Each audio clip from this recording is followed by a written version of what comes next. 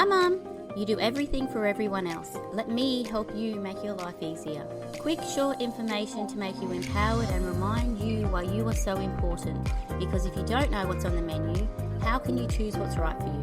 Hi, I'm Alina, Director of my private practice Supportive Therapy, an everyday Aussie mum trying not to lose my biscuits at my kids. As a mental health professional, I'm here to share my secrets so no other mother feels alone or powerless. Knowledge is power, and I want you to be powerful. Think of it like I'm your mindset coach through all of this. Everything is backed by science and psychology. I believe in you, and I want you to be the best version of yourself. To be happy and to feel in control, you need to be mentally strong. Hello everyone, my name's Alina Bishop and thank you so much for joining us today on this very special episode. And we have the beautiful Ashley Gobeil, and she's from Canberra.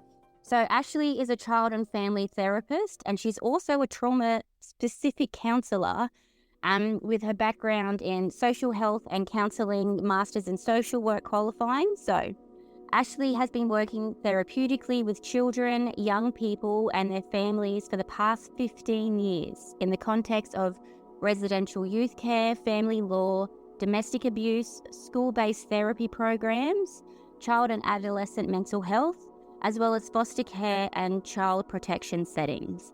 That's a lot of information. So for everyone here who doesn't understand or about that world or about that realm, it's extremely taxing. It takes a certain amount of people that can actually do that job compassionately without completely burning out or wanting to rescue all of the children. So I think that's a wonderful indicator of how this episode's going to go because of all her background and knowledge and where it's taken to her in her trauma-informed practice. And just to let you know as well, she's the co-founder of Imrata Holistic Trauma Healing Centre in Sydney.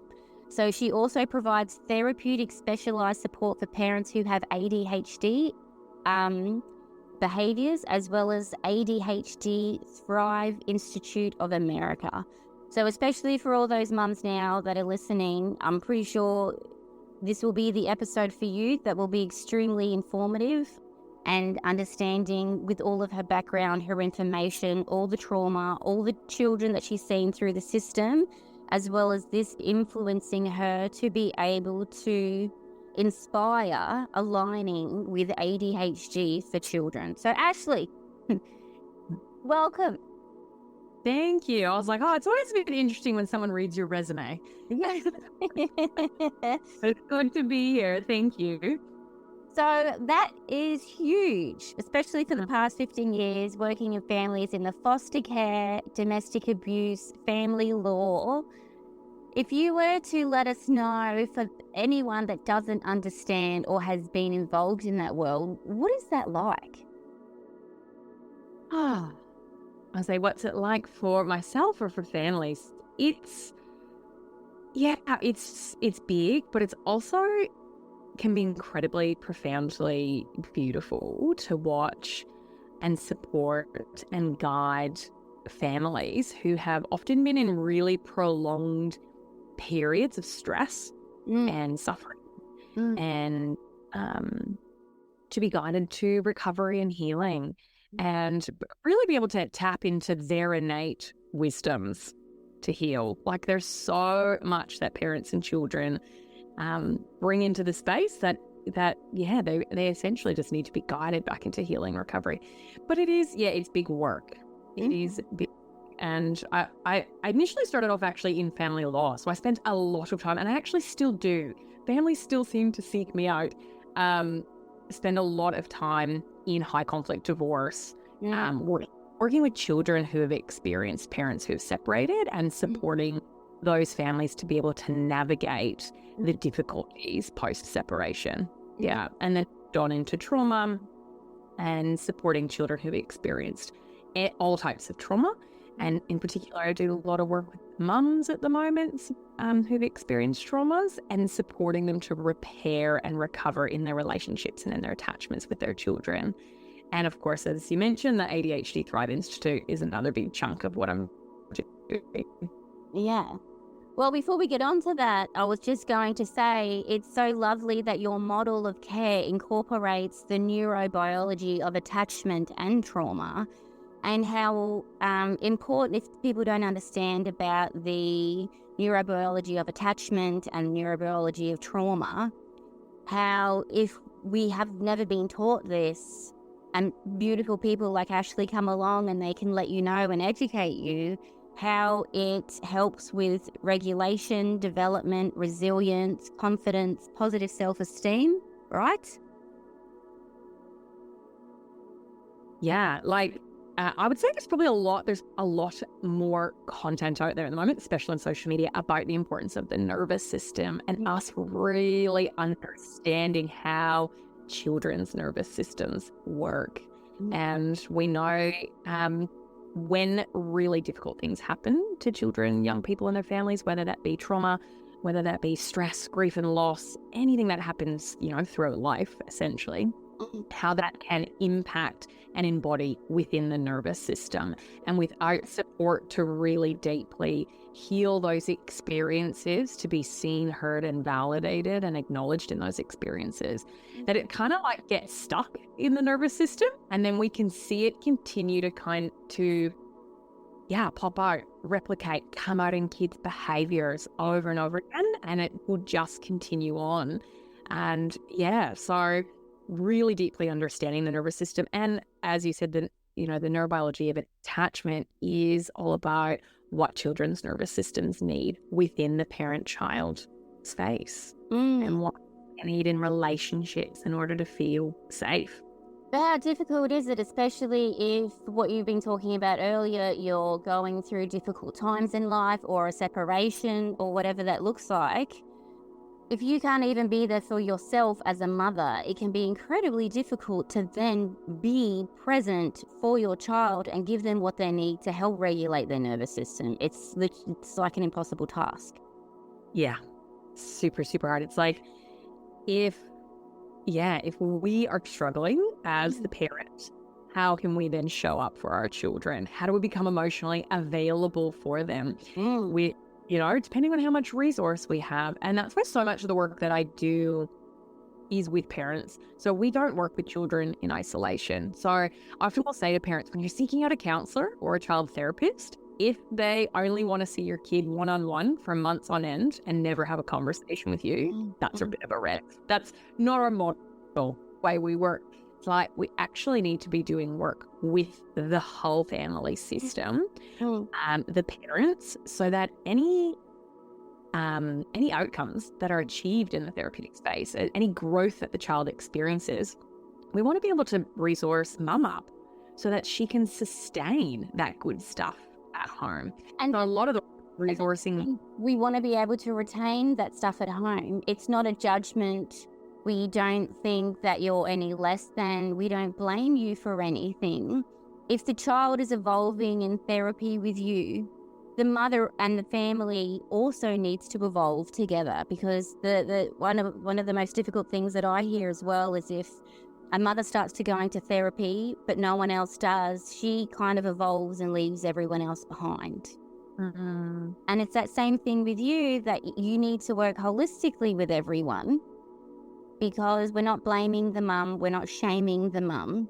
This is a holistic care model, and the importance that if the child needs success, the mother also needs to understand as well.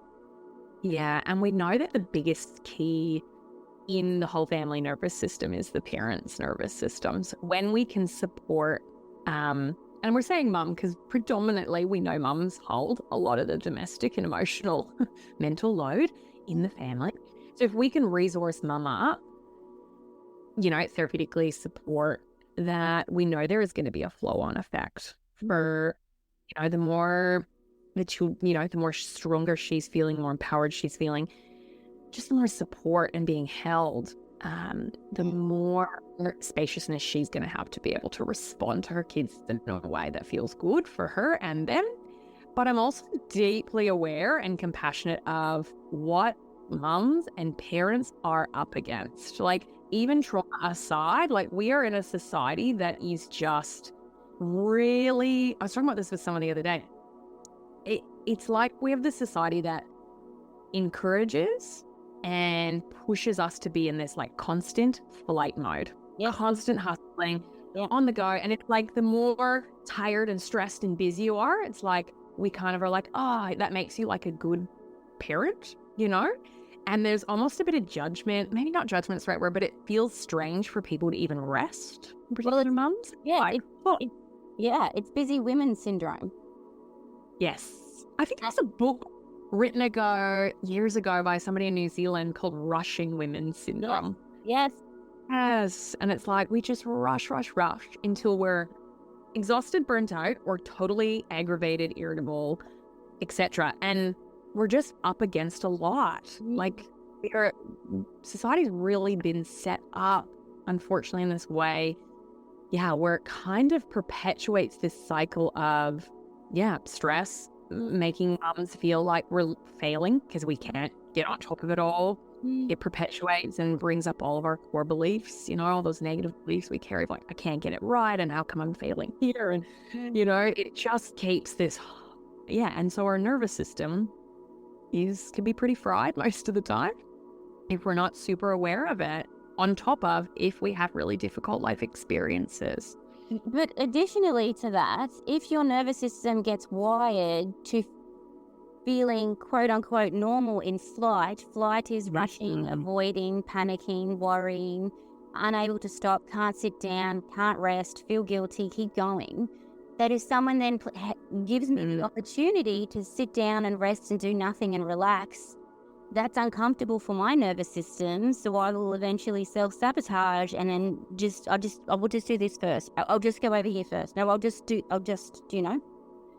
especially 100%. How this then relates to you with ADHD.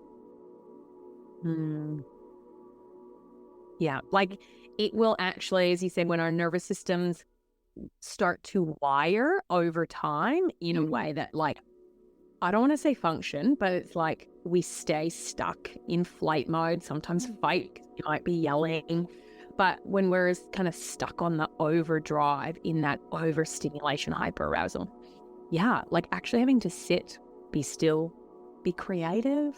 It's like physical. All that can actually feel really unsafe. Like it actually feels like our body's like, oh, this doesn't feel right. I have to be going because, adrenally we're going everywhere too. So that, there can be a real need or an exploration of how do we repattern our relationship with rest and how do we, I guess, start to soothe our nervous system so we don't have to be stuck in flight mode all of the time. And as you said, in terms of children, we start to see this mimicked in kids as well. Like kids are often so easily activated into fight, flight, or freeze. I mean, mostly because they're kids. But when we're in this, really energetic, like rush all of the time and stress, I could go on. I'm really into the natural health aspect of things as well and how that impacts on us and behaviorally. I read a quote earlier this morning that talked about, nutrition and food and how, like, we're just not eating real foods anymore and there's so much stuff hidden.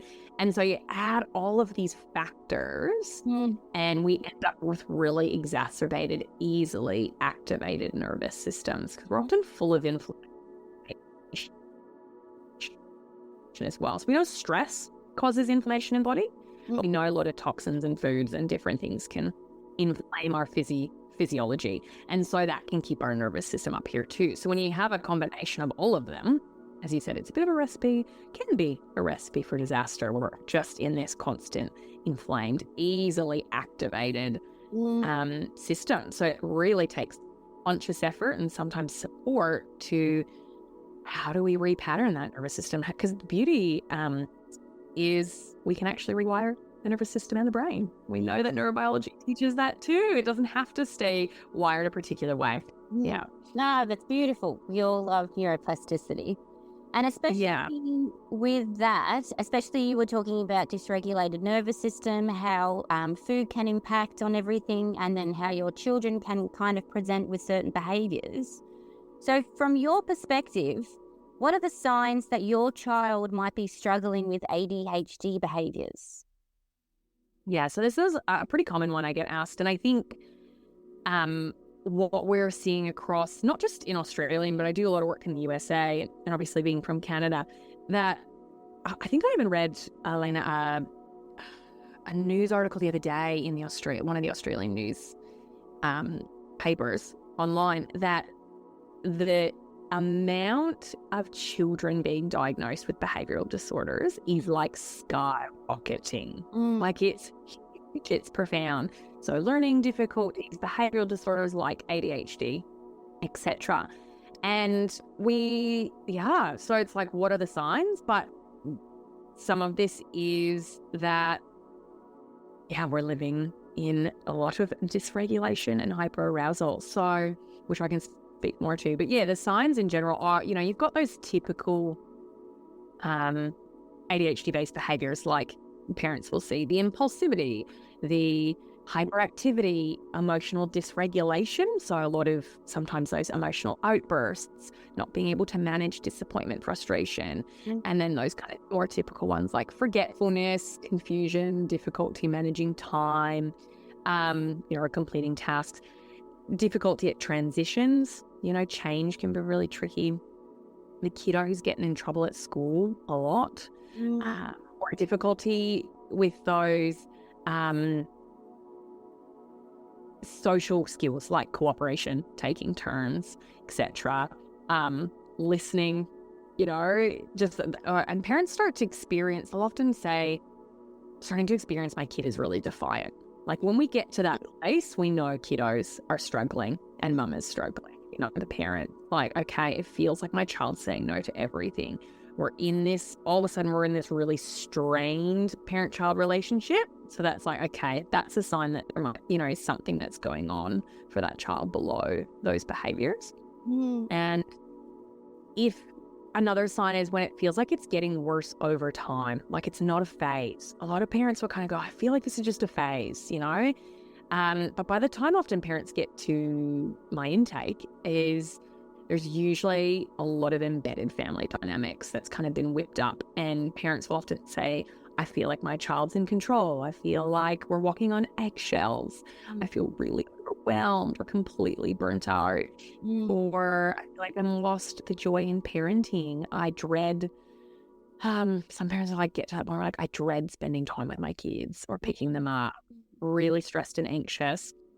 Or feeling really, really worried about their child's trajectory or success, So like, I think if any of that stuff is happening for you as a parent and in your home, that is a sign of like, actually, this isn't a phase. There's actually something deeper going on that we might need to get support or connected in with. Does that make sense? No, it makes perfect sense. And that leads me to the next question. So understanding all of this, and I think sometimes we can't articulate or express how we feel what's going on with our kids. But I think it's wonderful you gave those examples of how it actually feels as a parent, as a mother, that it's too much. I don't want to be around them anymore. They never do what they say. Everything is a fight. I'm so exhausted and in burnout. I can't have any compassion for them anymore because I don't have anything else to give them. And now I feel like I'm the one that's the failure because I don't even like my own kid. Yeah, and then that's like, insert mama guilt. And that's what we spoke about a bit earlier. It's like when we start to feel all of, feel like I'm failing. Those are signs of like, something has to change. It's not an okay way to live. Yeah. And that's the thing. It's not you. Something else. I always talk with mums that have newborns. And we just assume that if you're a mum, it becomes naturally and normally to me. And so society expects for your child to be a potato baby. And a potato baby just sits there, they don't do anything, they don't cry, they breastfeed well, and they sleep. A potato baby. That is very rare because normal babies cry, reflux, don't boob connection, all of the stuff. But because if we've been told that a mother, you know what to do, you should, why are you finding it hard? This doesn't make any sense. And then instead of saying, well, you don't have a potato baby, It's the same thing now. We then think I'm the problem. It's my fault. So especially if a mother is feeling this way, which I've been there, people, it is awful. And especially that defiance stuff, it is, I would rather like throw my head through a wall sometimes when you have a child with that displays that opposition or defiance disorder. But obviously it's underlying something else. But at the time you don't know what it is excruciating. What are the impacts of not seeking help? Yeah. I don't know how that drops for people. Even you just asking the question, it's like, what if things were to continue on this way? Like that, yeah, well, we wouldn't be mentally strong if you think about that.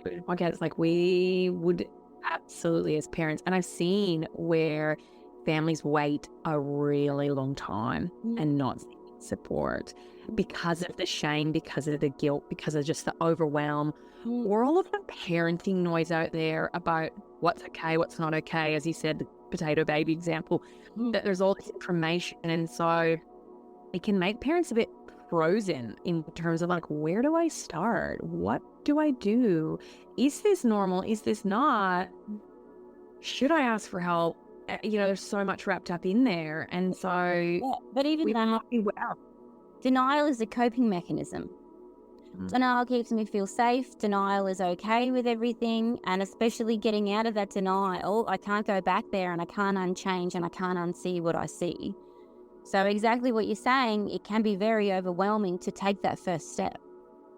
Absolutely. And so we often say, parents, even if it's just one small step, right? And that small step might be acknowledging and taking, like kind of reclaiming that this isn't my fault.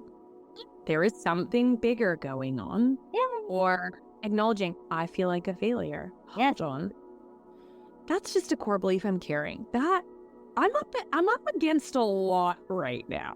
Really validating and acknowledging our own feelings as mothers. I think that's a big step that we miss, that we don't just pause and go, this actually feels really tough and really hard. As you said, without wanting to repress it, push it away, have all these pop up.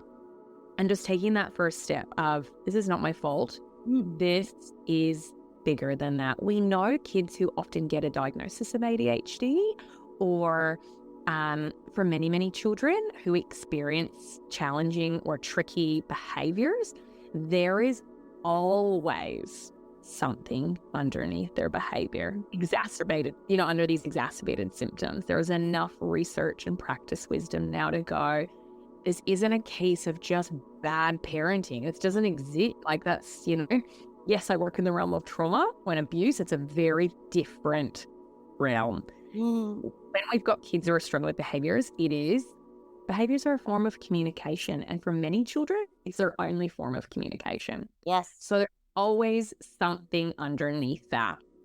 And, if you can take that first step of acknowledging that actually this is something bigger. We know kids who get these diagnoses are often really sensitive children as well. So they often have sensitive nervous system. So they are more easily activated. They are more likely to be impacted by inflammatory foods, toxins. They're often little empaths, even though over time it doesn't feel like that. It feels like they are purposely manipulating us, getting under. But they're like those, I don't know if people have heard of Dr. Becky, but she calls them big feeling kids. Like they feel big. And so that's where that emotional dysregulation. And we know, other things like so many of us, because again, the society we live in, there's been a lot of attachment disruptions for kids. And it's not to say that that's a mother's fault. Like sometimes, as you said, things are tough. I know from my own personal experience, I had a very clear image of what I thought new motherhood would be. I also thought I was a pretty emotionally regulated person, high-functioning therapist. Then I became a mum. And it didn't take long for all of my own inner child stuff to come up. And I had all this repressed motherhood rage. Like I had all this repressed rage. I was like, what's happening? And I had a baby who didn't nap. And I didn't realize babies didn't nap. But that's not a potato baby. And so my baba literally had to contact nap for almost 10 months and it almost broke me. But it took that kind of, as I said earlier, that step in support to go, hold on, this isn't because I'm doing something wrong. This is her specific needs. But also, and also looking at what else might be going on for her that was getting in the way of sleep, and the fact that we don't have the village around us, etc., etc. So, it's so important, especially in the context of ADHD, kind of looking for specific support that is also beyond medication, beyond the medical model. So looking past, it might be that medication is something that can support your child, but there is a lot of things I know in my practice and in the work that I do that can really support as well. So looking at environmental factors, looking at unresolved lived experiences, looking at gut health. Like, there's so much epic research now showing that the brain-gut connection for kids' behaviors, so much in our work, kids are riddled with inflammation and candida and parasites and gut solubility. So they are often gluten, dairy, soy, have sensitivities, and so that can inflame that inflammation, which inflames the nervous system, which means they are going to behave bigger, and feel bigger. And the other thing I see a lot in my work with kids with ADHD is their insecurities and low sense of self. So they often have some pretty big shame because they're in trouble a lot at school. Don't even get me started on some of the mainstream school models that just do not fit for a lot of our children. And so that can even in itself exacerbate children's stress and behaviors, because it just perpetuates them feeling like they're failing and they're not good enough. And so they're going to be so much wrapped up in what's underneath that child's behaviors. And having the right knowledge and the right support can be the difference between, reducing symptoms naturally, healing through our parenting, or unintentionally continuing to exacerbate behaviors and symptoms. I don't know if there's anything that comes up. And it's so good that you can mention getting the right knowledge and support. So for everyone listening today, if Ashley has struck a chord with you and you are interested in what she has to say, especially with ADHD things, you can understand her wealth of knowledge and how sometimes all it just takes is one step. So if listeners were to find you, because I know that you've got some free resources for everyone. So for those that wanted to connect with Ashley but didn't want to commit to purchasing, she's got some beautiful resources. What are they? Yeah, so we have a few, and you can find them on Instagram at the ADHD Thrive Institute, where I do a lot of work. But one of them is the free guide, which is 3 key kind of essential insights that every parent needs to know. And it's all about navigating your ADHD parenting with more confidence. So it's like, okay, I need to gain more confidence in taking this first step. So that's there's 3 key top tips in that guide. And the next guide that we're going to be launching soon is 5 top sensory and body-based activities for soothing your child's nervous system. So that will be free as well. Yeah, because we know that, movement and sensory experiences is all wrapped up in that little sensitive nervous system that we want to soothe. And that one first step is the step into the little longer journey. Cool. So even if people want to go and find her on social media, so it's at Ashley, ASHLEY, Child Therapies. So that's on Instagram. Ashley Child Therapies, THERAPIES. And then I'm pretty sure there's links to all of her resources there as well, if you want to be able to connect with her, or even just send her a comment or a message or something to say that you heard it and how interesting it is. And before I was going to, have you heard of supermarket swap? No. Oh, there's this lady. I don't have anything to do with her, but I would love to connect with her one day. She's supermarket swap, and she goes to every single supermarket in Australia from Aldi, Woolies, Coles goes through every single item of ingredients on every single packet, and the things that are completely natural with nothing preservatives or anything she puts on her stuff. And then that definitely aligns with you, because busy mums, too much, whatever, just packets. I don't have the time to bake everything from scratch. But if you can find resources like supermarket swap, it aligns with your theory, gut health, how that all, but it's still in a packet and it's still relative. It's a better choice than, making. And yeah, like we do a lot of starting slow. When we're making life changes and changing diet, nutrition, it's like, yeah, we know that we still might need some convenience. So it's like, what's going to be the most realistic, achievable next step, as opposed to go in the kitchen and throw out everything and start all over and start restricting your child from everything. It's like one step at a time, getting, some consultation, slowing it down. It's the long game. We don't want to set up parents for more and mums for more stress and anxiety to get it right. Yeah. Slowly and surely.